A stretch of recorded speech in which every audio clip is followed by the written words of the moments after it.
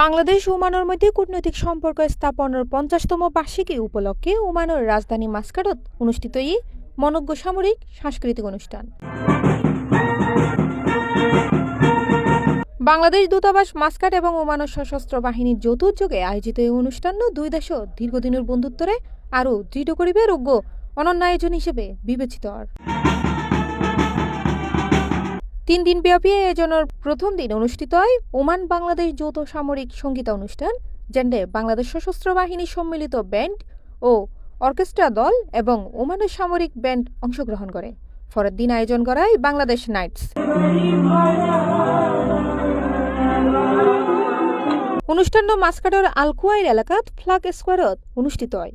দুই দেশের ঐতিহ্যবাহী ও আধুনিক সঙ্গীতের মাধ্যমে সংস্কৃতি, ঐতিহ্য এবং বন্ধুত্বপূর্ণ সম্পর্ক ছাপ ফুটে ওঠে।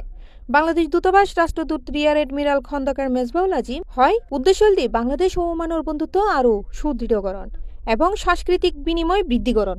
কূটনৈতিক সম্পর্কে ৫০ বছর পূর্তি উপলক্ষে ওমান সরকারের আমন্ত্রণে আমাদের সশস্ত্র বাহিনীর অর্কেস্ট্রা এবং ব্যান্ড টিম আমরা বাংলাদেশ থেকে ওমানে মিউজিক্যাল শোতে অংশগ্রহণ করার জন্য এসেছি। এরই অংশ হিসেবে আমরা ৬ তারিখে বাংলাদেশ ওমান মিলিটারি মিউজিক্যাল শোতে অংশগ্রহণ করেছি এবং ৭ তারিখে বাংলাদেশ দূতাবাসের আয়োজনে আমাদের প্রবাসী ভাই বোন যারা আছেন তাদের জন্য আমাদের এখানে একটা কনসার্টের আয়োজন করা হয়েছে এবং এই কনসার্টে আমাদের প্রবাসী ভাই বোনেরা এত স্বতঃস্ফূর্তভাবে অংশগ্রহণ করেছেন, যার জন্য আমরা অত্যন্ত আনন্দিত এবং আমরা আশা করি এই প্রচেষ্টা অব্যাহত থাকবে ভবিষ্যতে, যাতে আমাদের ওমান এবং বাংলাদেশের মধ্যকার কূটনৈতিক এবং রাষ্ট্রীয় সম্পর্ক আরও বন্ধুত্বপূর্ণ হিসেবে গড়ে ওঠে।